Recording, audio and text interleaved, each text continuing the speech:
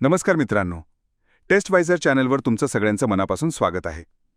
तर engineering admission 2026ची प्रक्रिया आता जोरात सुरू झाली आहे. रजिस्ट्रेशन, डॉक्युमेंट व्हेरिफिकेशन या सगळ्या गोष्टींमध्ये तुमची धावपळ सुरू असेल. अनेकांची तर नाकी 9 आली असतील, पण खरी मेख तर पुढे आहे. जसं तुमचं रजिस्ट्रेशन पूर्ण होईल, मग मेरिट लिस्ट लागेल आणि मग सुरू होईल ऑप्शन फॉर्म भरण्याचा खेळ. तुम्हाला कॉलेज लागेल आणि कॉलेज लागल्यावर जो सगळ्यात मोठा प्रश्न तुमच्यासमोर उभा राहणार आहे तो म्हणजे कॉलेजची फीज. आणि ही फीस बघून अनेकदा आईबाबांना छोटासा हार्ट अटॅक आल्यासारखं वाटतं. कारण 10वी 12वीच्या कॉलेजची फीज आणि इंजिनिअरिंग कॉलेजच्या फीसमध्ये जमीन अस्मानाचा फरक असतो. तर आजच्या व्हिडिओमध्ये आपण याच फीसशी संबंधित तुमच्या डोक्यातल्या सगळ्या प्रश्नांची उत्तरं देणार आहोत.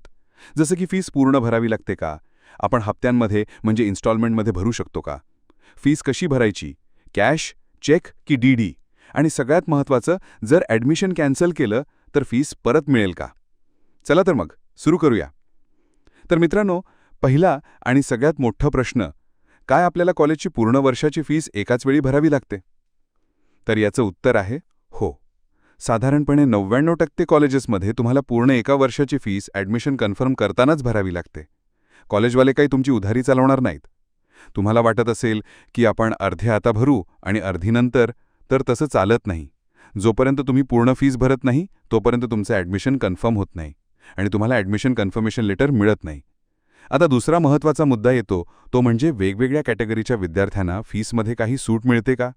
तर इथे नक्कीच चांगली बातमी आहे. जर तुम्ही ओपन कॅटेगरीमध्ये असाल तर तुम्हाला कॉलेजची पूर्ण फीस भरावी लागते.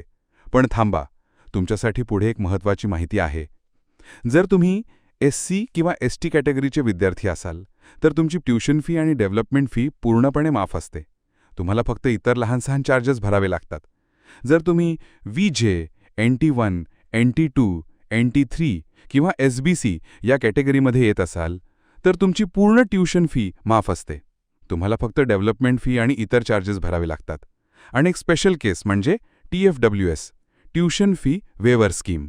जर तुम्हाला या स्कीम अंतर्गत सीट लागली असेल तर तुमची ट्यूशन फी 100% माफ असते, मग तुम्ही कोणत्याही कॅटेगरीचे असा. आणि हो, आपल्या सर्व विद्यार्थिनींसाठी एक खूप महत्त्वाची आणि आनंदाची बातमी आहे. महाराष्ट्र शासनाच्या मुलींसाठी मोफत शिक्षण योजनेनुसार जर तुम्ही महाराष्ट्राचे रहिवासी असाल आणि तुमच्या कुटुंबाचं वार्षिक उत्पन्न 8 लाखांपेक्षा कमी असेल आणि तुमच्याकडे उत्पन्नाचा दाखला असेल तर तुमची संपूर्ण ट्यूशन फी माफ केली जाते.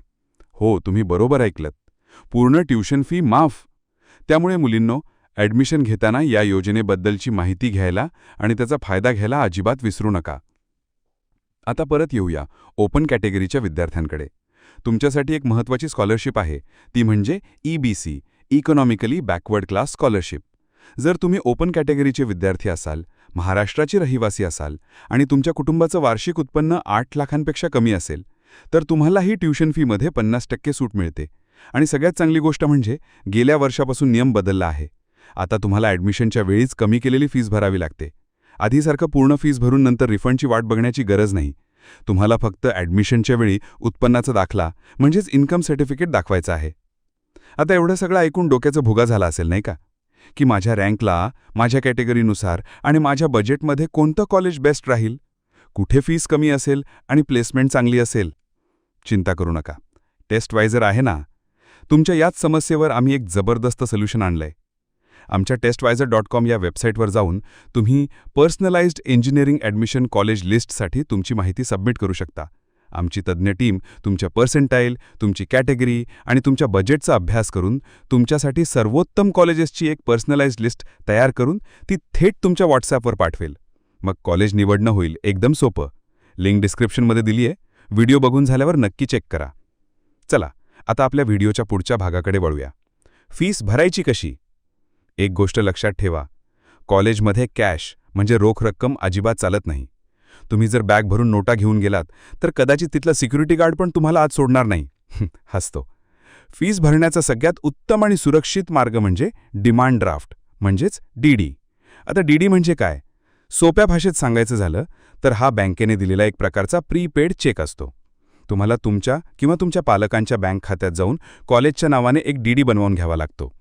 कॉलेज तुम्हाला नक्की कोणत्या नावाने आणि किती रकमेचा DD बनवायचा आहे हे सांगेल.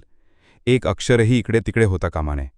समजा फीस 81,999 रुपये असेल तर तेवढ्याच रकमेचा DD बनवायचा. त्यानंतर हा डी तुम्हाला कॉलेजमध्ये जमा करायचा असतो.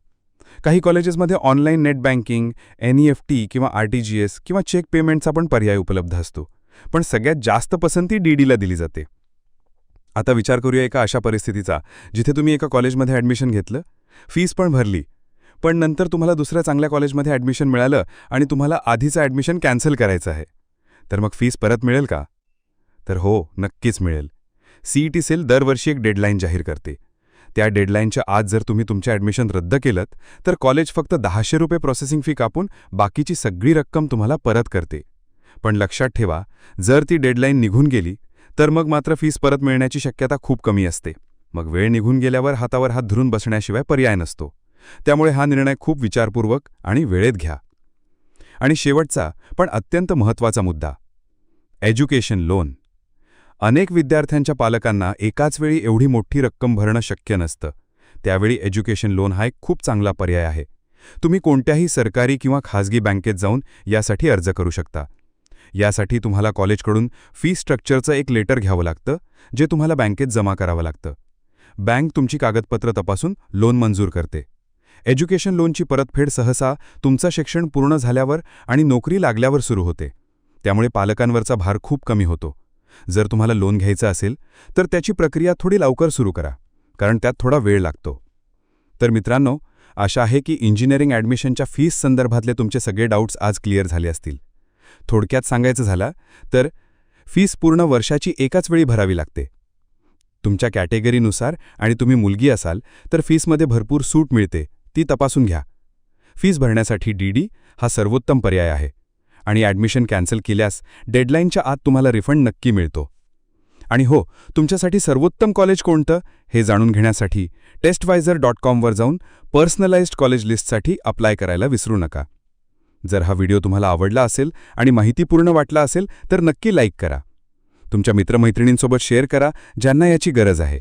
आणि हो, टेस्टवायझर चॅनलला सबस्क्राईब करून ते बेल आयकॉन दाबायला विसरू नका, म्हणजे आमचा कोणताही महत्त्वाचा व्हिडिओ तुमच्याकडून मिस होणार नाही. भेटूया पुढच्या व्हिडिओमध्ये एका नवीन टॉपिकसोबत. तोपर्यंत काळजी घ्या आणि ॲडमिशन प्रक्रियेसाठी खूप खूप शुभेच्छा.